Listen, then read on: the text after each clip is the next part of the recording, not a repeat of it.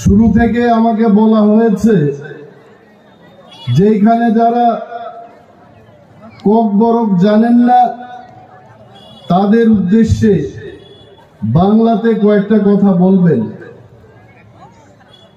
ককবরকেও বলতে চাই, বাংলাতেও বলবো, কিন্তু একটা ল্যাঙ্গুয়েজ বাই কক সাউই অর যত বুঝিয়া আবো সাওয়াইতে। আমি শুরু থেকেই ছিলাম এখানে। যিনি আজকে আমাদের মধ্যে যোগদান করবেন ভারতীয় জনতা পার্টির, উনি একজন ওয়ার্কার্স লিডার্স ছিলেন। উনি চাকমা ভাষায় যখন বক্তব্য করেন খুব ভালো লেগেছে। বিজেপিকে দুলিশাত করে 10 মিনিটের ফুটবল খেললেন উনি, খুব ভালো লেগেছে। ওনাকেও ধন্যবাদ জানাই। এবং পূর্বমোহন বাবুর বক্তব্য আপনারা শুনেছেন।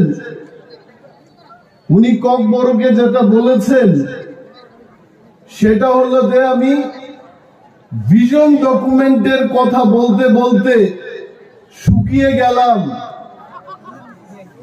এই 4.5 বছর ভিশন ডকুমেন্টের কথা কইতে কইতে আমি শুকায়ে গেলাম, কইছে তাই। এবং 5 বছর যদি থাকতেন বিজেপিতে উনি নাকি মারা যাইতেন। ওনারা বাঁচাইছেন কে? তিপ্রামথা এবং আমাদের বুবাগরা, কারণ উনি বিজেপি দল ছাইরা তিপ্রামথাতে আইছেন। সুন্দর কথা। মহান ব্যক্তিরা বেশি কথা বলে না, কম কথাতেই তারা সবকিছু বুঝায় দেয়। উনি বলেছেন যে বিজেপির কথার কয়ে কি লাভ হইব? লাভ না হইলেও ক্ষতিটা কমাইতে হইব। বিজেপির কথা কইতে হইব। আমি এখানে মহিলাদের যখন দেখি বিজেপির ভিশন ডকুমেন্টে 2018 সালে একটা কথা কইছিল তারা, ওই সমস্ত মেয়েদের যারা লেখাপড়া করে তাদের বিনামূল্যে বলে তারা লেখাপড়া করাইব। কেউ বিনামূল্যে বিনা খরচে লেখাপড়া করার সুযোগ পাইছেন? পাইছে না। বরঞ্চ ত্রিপুরা রাজ্যে এই বিজেপির সরকার বিদ্যা জ্যোতি প্রকল্প নাম দিয়া কয়েকটা স্কুল রে কইছে তুমি বিদ্যা জ্যোতির স্কুল। এখন ওইখানে এডমিশন নিতে গেলে 1100 টাকা নেয় এরা। এইদিকে লেখে তারা বিনা খরচে লেখাপড়া করাইব। লেখাপড়া আর হইছে না। এখন টাকা নিয়ে কোটি কোটি টাকা সরকার ছাত্র ছাত্রীর থেকে টাকা নিতেছে। এই হচ্ছে বিজেপি। আগে কইছিল এরা কি কইছে? এরা ঘরে ঘরে মোবাইল ফোন দিব, স্মার্টফোন দিব। স্মার্টফোনের অর্থ জানেননি আপনারা? স্মার্টফোন হইছে, আমি আমার একটা স্মার্টফোন আছে, আমার কাছেও আছে। এটা আমার চেহারা দিয়ে আমি এটা লক করছি। চশমা লাগাই আমার চেহারা দিয়ে মোবাইল ফোনটারে লক করলাম, এটা লক। আর আমার চেহারা দেখাইলে এটা খুলে, আর আমার গুড মর্নিং বলে। একদিন চশমা বুইলাইলাম বাড়িতে, মোবাইল ফোনের দিকে তাকাইলাম, চশমা আর খুলে না, মোবাইল আর খুলে না। এইটাই যে স্মার্টফোন। এই স্মার্টফোন দিব কইছে তারা ঘরে ঘরে। ছেলে মেয়েদের স্মার্টফোনের দেখা নাই। আরো এরা কইছে কই আপনারা চাকরির জন্য চিন্তা করেন না, প্রতি বছর বলে 50,000 চাকরি দিব ত্রিপুরা রাজ্যে।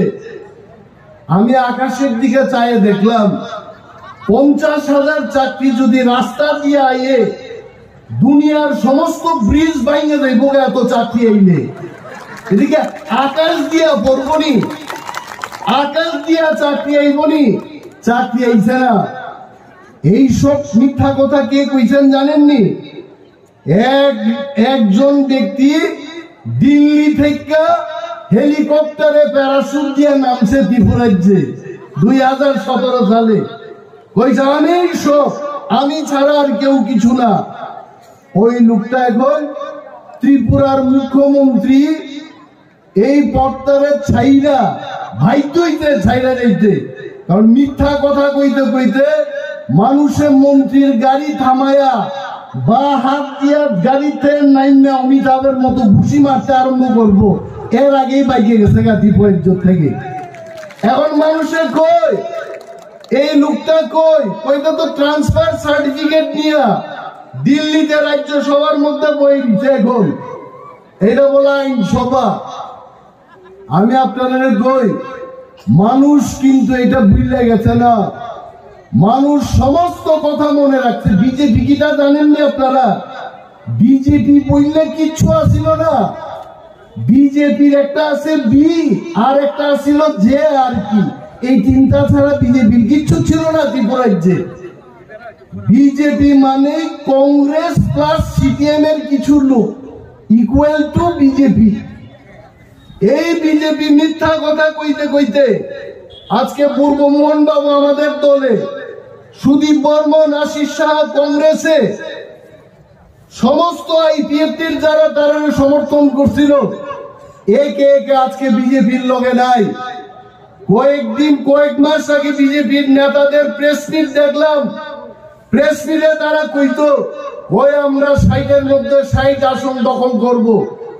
আমি কই 60-এর মধ্যে 60 কেমনে দখল করবো? এরা আইপিএফটি যখন সঙ্গে আসিল তখনই বেটারা 60-এর 60 পারছে না, আর এখন আইপিএফটি তো প্রায় শূন্য, এটার মধ্যে কিচ্ছু নাই।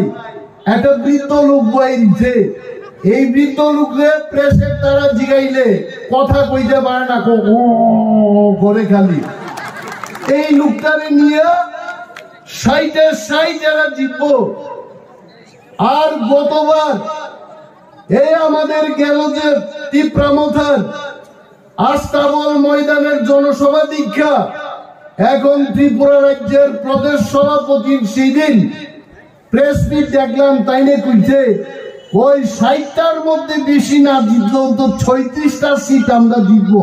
আরে এটা 60-এর থেকে কবে 36-এ নামছে? এটা নাইন গেছে গা। এই তীব্রামথার জনসভা দীক্ষা এর আর 60 থেকে স্বপ্ন এখন 36-এ। আর এই দিন মোদি বাবু আইছেন আগরতলাতে, 13 প্রকার নাচ গানের ব্যবস্থা করছে। কোথাও রিয়াং ডান্স, কোথাও দেববর্মার ডান্স, কোথাও ডার্লংয়ের ডান্স। মাঠের মধ্যে লুক নাই। করছে কিটা 20,000 চেয়ার আনছে এরা। 22 কোটি টাকা খরচ করছে মোদি বাবু আইতে। পেচ্ছাপ করতে 1 কোটি টাকা খরচ করবো, বানাইছে পেচ্ছাপের ঘর। চেয়ার আনছে 20,000, লোক নাই। পরে দিয়া 10,000 চেয়ার গুটায় মাঠের থেকে বাইক দিয়ে দিচ্ছে। আর মাঠের মধ্যে যারা বইছে এটা বিজেপির লোক না, এটা আশা কর্মী, টিসিএস অফিসার, পুলিশের লোক, সমস্ত কেরানি গভর্নমেন্ট অফিসাররা বইয়া মাঠ সাজাইছে, তারপরেও লোক নাই। মোদি বাবু খালি হাইসা হাইসা কয়েকটা কথা কইছেন, कोई इतना आदमी है मैदान में, जितना है मैदान के बाहर 10 गुना आदमी है। নরেন্দ্র মোদীর চুকটা কি ভগবানের চুক নি যে মাঠের বাইরে দেখছেন তাই? নরেন্দ্র মোদীর চুক কেমন নিব? আমি এইখানে দাঁড়ায় বক্তৃতা করছি, এই বিল্ডিং এর পেছনে কেমন লোক আছে আমি দেখবনি, কারণ এটা মানুষের চোখ। আর এদিন নরেন্দ্র মোদী লজ্জা দাখনের জন্য কইছে, কয় ময়দানে অর্থাৎ মাঠের মধ্যে যা লোক আছে তাই নমস্কার করার জন্য বলে আরো 10 গুণ মাঠের বাইরে লোক আছে। আসলে বিজেপির সমস্ত নেতা নেত্রীরা এখন জানেন ত্রিপুরা রাজ্যে আপনারা স্লোগান তুলে দিবেন, এরা তো জানে। মা বোনেরা কইতাছে, পাহাড়ি বাঙালি সবাই কইতাছে তীব্রামথা একাই আইতাছে। এইটা হবে আমাদের স্লোগান। পারবে না, এরা কোনোভাবেই পারবে না।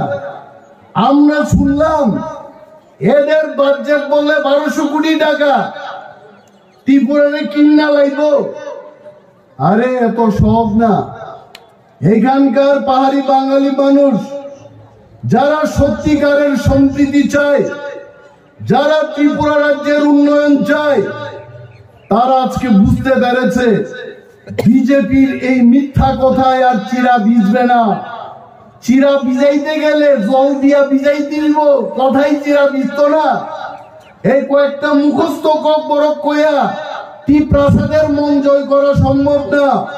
যদি ত্রিপ্রাসাদের মন জয় করতে হয়, গ্রেটার ত্রিপ্রালেন নিয়ে কথা বলুন, তবেই কথাই চিরা ভিজবে না, জলে চিরা ভিজবে। আর গ্রেটার ত্রিপ্রালেন মানে কিটা? গ্রেটার ত্রিপ্রালেন মানে তো ত্রিপুরারাই থাকবো এই কথা না।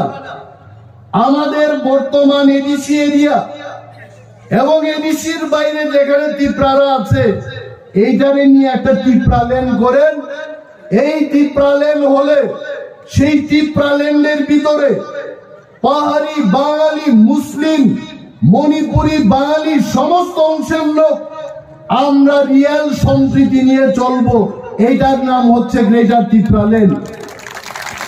আরে বাঙালিরা ভয় দেখায়, কই ত্রিপুরারা আলাদা হয়ে দিব।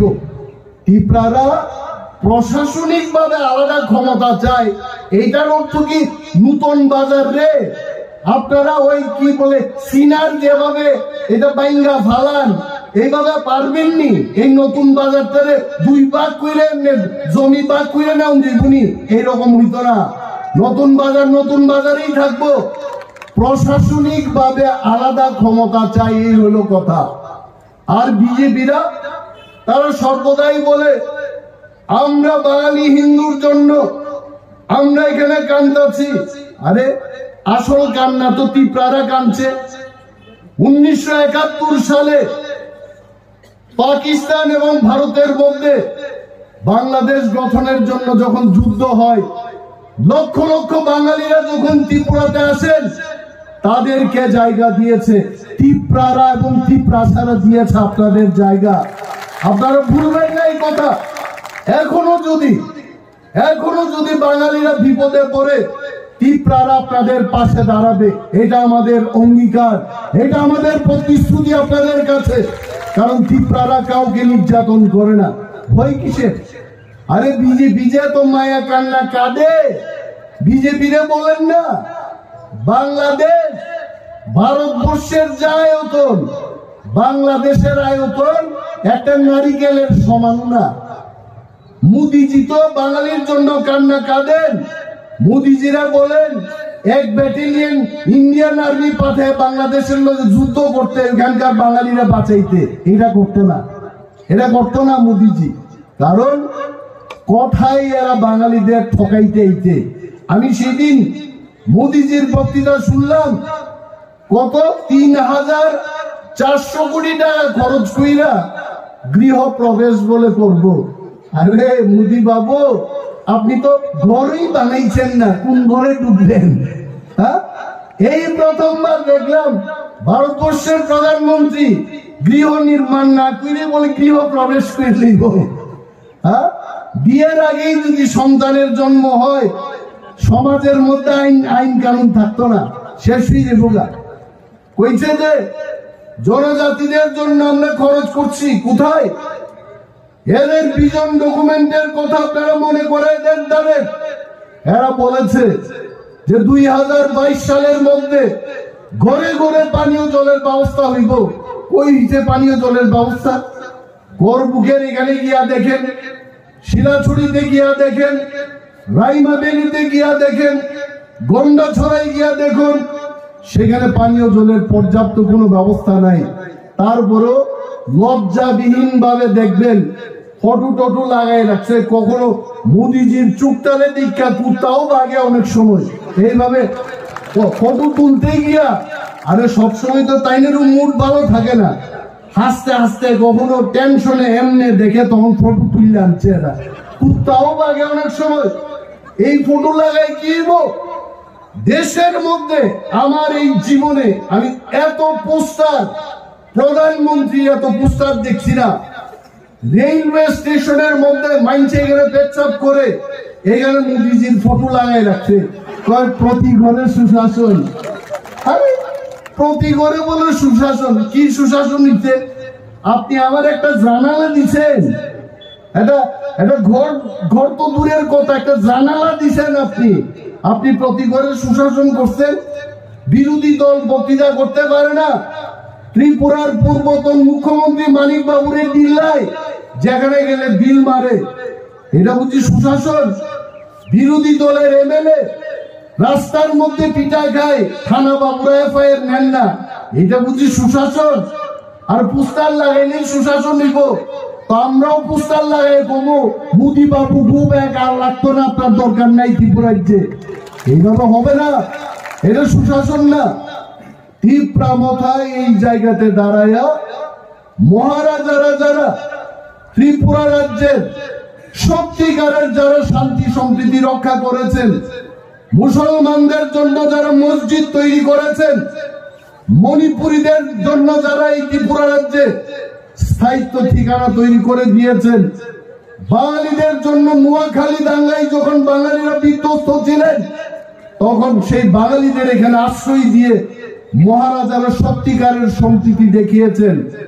সেই মহারাজদের উত্তরাধিকারী যিনি আমাদের এখনো মহারাজা, জীবন্ত মহারাজা প্রদ্যুৎ কিশোর মানিক্য, উনি উঠে এসে বললেন যে ত্রিপুরা মাথায় একমাত্র রাস্তা এই ত্রিপুরার যে পাহাড়ি বাঙালি সমস্ত অংশের মানুষের মধ্যে সম্প্রীতি স্থাপন করা। এই ত্রিপুরা মাথা আমাদের শুধু ত্রিপুরাদের নয়, আমরা আপিল করব নতুন বাজারের প্রতিটি মানুষ, শান্তিপ্রিয় মানুষ, গণতান্ত্রিক যারা এই দেশের নাগরিক, যারা সত্যিকারের সুশাসন চায়, গরিব মানুষের যারা উন্নয়ন চান, আপনারা ত্রিপুরা মাথা দলে যোগদান করুন। ত্রিপুরা মাথা কোন জাতি কোন ধর্মকে আঘাত করে আমরা শাসন করব না, এটা আমাদের ওয়াদা। এবং আমরা বলছি যে ত্রিপুরা রাজ্যে প্রায় 1 লক্ষের অধিক চাকরি আজকে ব্যাকলগ, এই শূন্য পদগুলো পূরণের জন্য আমরা আপনাদের কথা দিচ্ছি, যদি আমরা সরকার গঠন করতে পারি, এই রাজ্যের বেকারদের আমরা সঠিক পথ দেখাবো, তাদের সত্যিকারের কর্মসংস্থান আমরা করে দেখাবো, যেটা বিজেপি করতে পারে নাই। এই কথা কইলে অনেকে কইব নীলেশ বাবু তাই তো জীবনে মন্ত্রী হইছেন না, এত বড় বড় কথা তাই কেমনে কয়? আসলে বড় কথা, সত্য কথা যারা কইতে পারে তাদের মনের সাহস থাকতে হবে, যারা সত্যিকারের কাজ করতে চায়। আমরা বিপ্লব বাবুদের মতো মিথ্যা কথা বলি না। ত্রিপুরা মাথা যা বলে ত্রিপুরা মাথা তাই করবে, এটা সময়ের অপেক্ষা মাত্র। 2 মাস সময় আপনারা অপেক্ষা করুন। আজকে আমরা বিজেপিকে বলছি, ত্রিপুরা মাথা যেভাবে আজকে কাজ করছে ত্রিপুরা রাজ্যে, মাতাবাড়ি জিতবেন? মাতাবাড়ি কি বিজেপি জিততে পারবেন? এই বীরগঞ্জ কেন্দ্র আপনারা জিততে পারবেন? আপনারা বদলিশপুরে জিততে পারবেন কিনা আপনারা চিন্তা করুন। কল্যাণপুর প্রমুখনগর আপনারা জিততে পারবেন কিনা আপনারা জিজ্ঞেস করুন। পানিসাগর কেন্দ্র আপনারা জিততে পারবেন কিনা আপনারা জিজ্ঞেস করুন নিজেকে। মোহনপুর বিধানসভা আপনারা জিতবেন কিনা আপনারা প্রশ্ন করুন। তার কারণ হবে ত্রিপুরা মাথা, দিকে দিকে শুধু ত্রিপুরা মাথা। আর ত্রিপুরা মাথার যে 20টা সিট, 20টি সিটের মধ্যে আজকে নতুন বাজারও আমরা প্রমাণ করে দিয়েছি, পাহাড়ি, বাঙালি, মুসলিম, মণিপুরি সমস্ত অংশের মানুষ এই ময়দানে এসে আমরা প্রমাণ করে দিয়েছে যে ত্রিপুরা মাথাই ত্রিপুরার ভবিষ্যৎ। ত্রিপুরা মাথা ছাড়া আর কোনো পথ নেই। এক সাংবাদিকের কানের কাছে আয় তুলতে আমারে কয়, স্যার 1 মাস আগে এখানে ত্রিপুরার মুখ্যমন্ত্রী মানিক সাহাই ছিলেন, মানে হীরা যুগে। এখন কি যুগ? আগে আসিল লোহা যুগ, কলি যুগ, স্বর্ণ যুগ, আর এটা কি যুগ? কয় হীরার যুগ। কম কথা না। আমি সেদিন একটা দোকানে আংটি কিনতে গেছিলাম, ছোট্ট একটা হীরা লাগানো, এটার দাম 2.5 লক্ষ টাকা। আরে সভ্য না। তাহলে আমি ভাবছিলাম আগে সোনার চেয়ে হীরার দাম কম হইব, কিন্তু দেখলাম সোনার দাম কিচ্ছুই না হীরার দামের কাছে। তো এই হীরার যুগে আমরা আছি। হীরা যুগের মুখ্যমন্ত্রী এখানে আইছিলেন, আমি ওনাকে সম্মান করি, শ্রদ্ধা করি এজ এ পার্সন, কিন্তু বিজেপির মুখ্যমন্ত্রী হিসাবে উনি কিন্তু অনিল কাপুরের যে সিনেমা নায়ক সিনেমার মুখ্যমন্ত্রী, যেটা বিপ্লব বাবু 4.5 বছরে কিছুই করতে পারছেন না, মানিক বাবুর কাঁধের উপরে দিছে, কয় মানিক তুমি যা পারো এখন কইরা দেখাও। এটা সম্ভব নেই। আইনের পিছনে পিছনে কম্পিউটার গলার মধ্যে জুলাইয়া টাইপ করলো, ও ত্রিপুরা রাজ্য আর হীরার যুগ আইতো না, ত্রিপুরা রাজ্য আর আইতো না, তাই আইছিল বলে এখানে সমস্ত আশা কর্মী, অঙ্গনাবাদী ওয়ার্কার এইগুলোর আইন না মাঠে বয়াবু বলে আমরা যে লোক সংখ্যা করলাম আজকে, এটার 3 ভাগের 1 ভাগ বলে লোক হইতে না।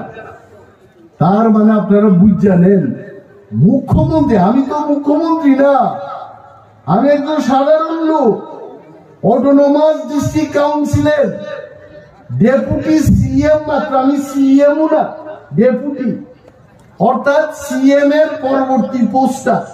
অবশ্য সিপিএম এ আগে এইসব ডেপুটিরে খুব ভালোভাবে বুঝাইতো। নিপেন বাবু আসিলেন মুখ্যমন্ত্রী, দশরথ বাবু হইছেন উপমুখ্যমন্ত্রী। গ্রামে কি প্রাণারে গিয়া বুঝাইছে কমরেডরা, কয় মুখ্যমন্ত্রীর উপরের মন্ত্রী সে উপমুখ্যমন্ত্রী, কম না।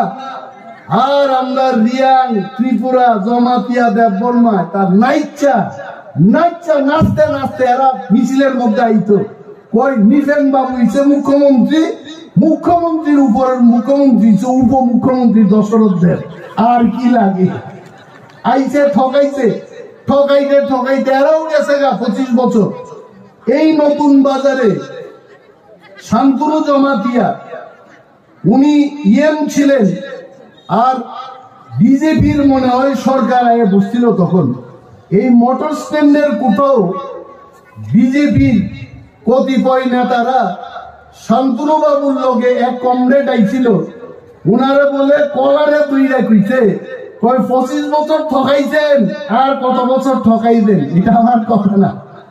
তো এইরকম বহু কমরেডের কলার নাই, বাজারে গেলে দেখবেন এক অংশের কলার ফুইরে গেছে গা, এর কলার টাইনা আগে যে 25 বছর ঠকাইছিল এরার কামু শেষ, এরাও কইতাছে কিন্তু আমরা আবার আসছি। কিছু লোক এখনো স্বপ্ন দেখে 93 সালের কায়দাই বলে আইব, ভাই আইতো না। কারণ 93 সালে গাদা বন্দুক দিয়া সারা পাহাড়ের মধ্যে এমন সন্ত্রাস করছিল, এই সন্ত্রাস দিয়া আর ত্রিপুরাতে আসবে না। ত্রিপ্রাসার এখন জায়গা উঠছে, 13 লক্ষ ত্রিপ্রাসা এখন থামছা, আমরা আর এইসব হতে দেব না, আমরা ত্রিপুরা মাথাকেই ভোট দেব। মানুষে কয় সেদিন মোদি বাবুর প্রোগ্রামে কিছু ত্রিপুরারা গেছিল, এক মহিলা লিপস্টিক দিয়ে আইছে, আর সর্বনাশ, পিছনে আগে ঝিলিক জ্বালাক মাইরা আইছে। এটার মধ্যে আয়া সাংবাদিকে জিগাইছে, কয় ম্যাডাম আপনারা কেন মঠার মধ্যে থাকেন না, আপনারা থামসার মধ্যে কেন নাই, আপনারা বিজেপি এই জনজাতি মোর্চা আইছেন কেন? মহিলা কিছু না জানলে পিছে কয় আমরা গ্রেটার ত্রিপুরাল্যান্ড চাই না, আমরা উন্নয়ন চাই, মোদিজি খুবসে উন্নয়ন করতেছে, এই কারণে আমরা আইলাম। মহিলারাই সাংবাদিকরা প্রশ্ন করছে আপনার এলাকাতে কি পাইছেন বিজেপি আসার পর? মহিলা কইছে কিচ্ছু পাইছি না। এটা হলো উন্নয়ন, বুঝছেন তো আপনারা? কি উন্নয়ন পয়সা আপনারা দেখেন, আমি তো অবাক, মাথার মধ্যে কিচ্ছু আছে। আর একজন জিগাইছে, কয় আপনারা এই 4.5 বছরে বিজেপি যে করছেন কি পাইছেন? কয় আমরা একটাই পাইছি, পাতাল কন্যা জমাতিয়া। কইছে এরা, কয় আগে চাঁদা করতে করতে এখন মানুষেরা চাঁদা ফেরত দিতে পারে না, ভয়ে সরকারি পুলিশ পাইব দীক্ষা বিজেপির মধ্যে জাম দিছে পাতাল কন্যা। কইছে এরকম। তো এই যে অবস্থা ত্রিপুরা রাজ্যের মধ্যে, আজকে নতুন বাজারের ব্যবসায়ী বন্ধুদের, সুনাগরিক বৃন্দদের, শিক্ষিত অংশের মানুষকে আমাদের আপিল থাকবে, ভয় নেই, ভয় কিসের? সত্যিকারের শান্তি সম্প্রীতি রক্ষা করবে ত্রিপুরা রাজ্যে বুবাগ্রার তীব্রামথা দল। এই দল সরকার গঠন করবে। আপনারা আসুন, দিকে দিকে যদি আমরা মানুষের মধ্যে যদি আমরা অ্যালায়েন্স করি, মানুষের মধ্যে যদি আমরা জোট বাঁধি, এই জোটকে কেউ পরাস্ত করতে পারবে না। কিন্তু যদি আপনারা মনে করেন, কেউ যদি মনে করেন কংগ্রেস আয়ে পড়বো, আরে আমি কংগ্রেসের বিরুদ্ধে বক্তব্য করব না। কংগ্রেসের যে অবস্থা হইতেছে, ত্রিপুরা রাজ্যের কথা আমি বলছি না, এরাও বিজেপির বিরুদ্ধে বিরুদ্ধে লড়াই করছে, আমরা সাধুবাদ জানাই। কিন্তু কংগ্রেস কইরা যদি বীরগঞ্জ কেন্দ্রে আপনারা জয়লাভ করতে না পারেন, জোট ছাড়াই, আমি মনে করি যদি বিজেপিকে পরাস্ত করাইতে চান, বীরগঞ্জ কেন্দ্রে সিপিএম হোক কংগ্রেস হোক, আপনারা তীব্রামথাকে নীরবে সমর্থন করুন। আমরা হারাবো এই বীরগঞ্জ কেন্দ্রে, আমরা বিজেপিকে আমরা হারাবো। পারবুনি আমরা হারাইতে? আমরা কি হারাইতে পারবো? আমরা বীরগঞ্জ কেন্দ্রে তীব্রামথার প্রার্থী দিয়ে বিজেপিকে আমরা পরাস্ত করব এবং রঞ্জিত বাবুকে আমরা উত্তর দেব। মাকড়ায় আর হইতে দিতাম না। অমরপুরের পায়খানা মাকড়ায় নিয়ে গিয়া প্রসেস এটা হইত না। অমরপুরের পায়খানা আগরতলায় নিয়ে দাম, আমরা এখানে পরিশুদ্ধ করবো। দেখো মাইনছে, দরকার পড়লে মুদি বাবুর বাড়ির সামনে গিয়ে আমরা কারখানা বানাবো অমরপুরের পায়খানা নিয়ে। হ্যাঁ, আসুন সবাই ঐক্যবদ্ধ ভাবে আমরা লড়াই করব। চিনি বরঙ্গ মাসাও অনেকে আমাকে বলবে, অনিমেষ বাবু দেখি আজকে নতুন বাজারে গিয়া খালি বাংলায় বক্তৃতা করছেন, কক বরফ ছাই মাইয়া দা। আরে কক বরফ মানো, কক বরফ মান ভালো, ওয়ানসা কক বরফ মাইয়ার উপতঙ্গ বরফ খানা মুসুম যাবো হাইতে ওয়ানসার পতাকলাই বুবা গ্রানক মুটিনা মুসুম যাবো। ওয়ানসা যদি গ্রেটার ত্রিপুরাল্যান্ডের মধ্যে থাকতে চায়, ওয়ানসা যদি গ্রেটার ত্রিপুরাল্যান্ডের জন্য যুদ্ধ করতে চায়, ত্রিপুরাদের কি আপত্তি আছে? আজকে আমাদের তীব্রামথা দলে আমরা ত্রিপুরা সিটিজেন্স ফেডারেশন গঠন করলাম। ওই ত্রিপুরা সিটিজেন্স ফেডারেশনে ত্রিপুরা রাজ্যের সমস্ত অংশের মানুষ এই ফেডারেশনে থাকতে পারবেন এবং তার মধ্য দিয়ে তীব্রামথা দিয়ে আমরা বিজেপিকে প্রতিরোধ করব এই ত্রিপুরা রাজ্যে।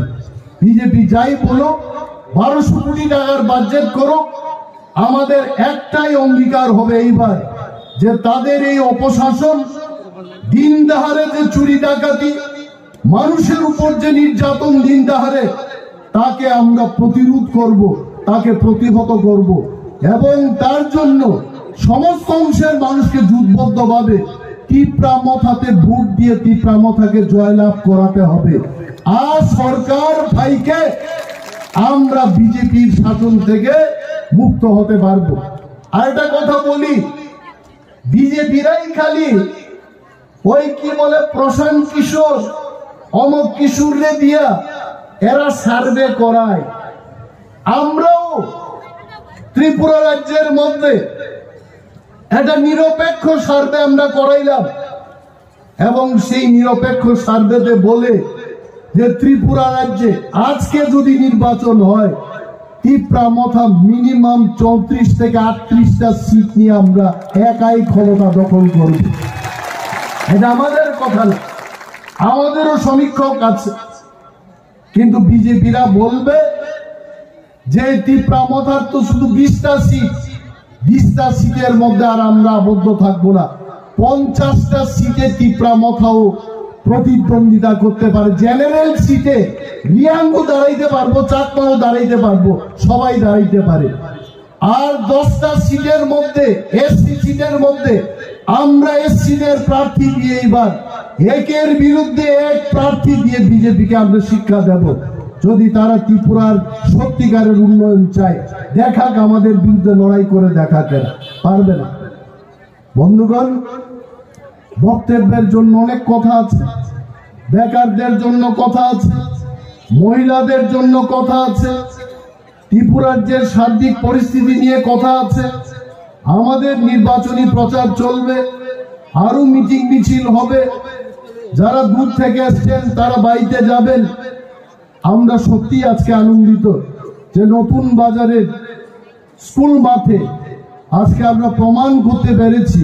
অনেকে বলেছে যেই প্রথম নাকি ইন্ডিজেনাস ত্রিপ্রাসারা এই বড় একটা প্রোগ্রাম করে দেখাতে পেরেছে।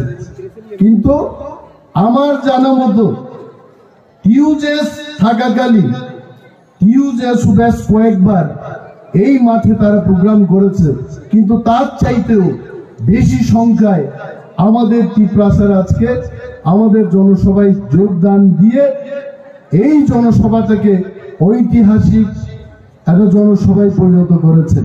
এই কাবাঙ্গান কক সালিয়া বিশ্বাস রাখুন, আত্মবিশ্বাস নিয়ে ত্রিপ্রামথাকে সমর্থন করুন, ত্রিপ্রামথায় যোগদান করুন। ত্রিপুরায় নতুন একটা ইতিহাস সৃষ্টি করার জন্য সবার সমর্থন চেয়ে আমার সংক্ষিপ্ত বক্তব্য এখানেই শেষ করছি। ত্রিপ্রামথা আইগ্লক্তম, বোবাগ্রা আইগ্লক্তম।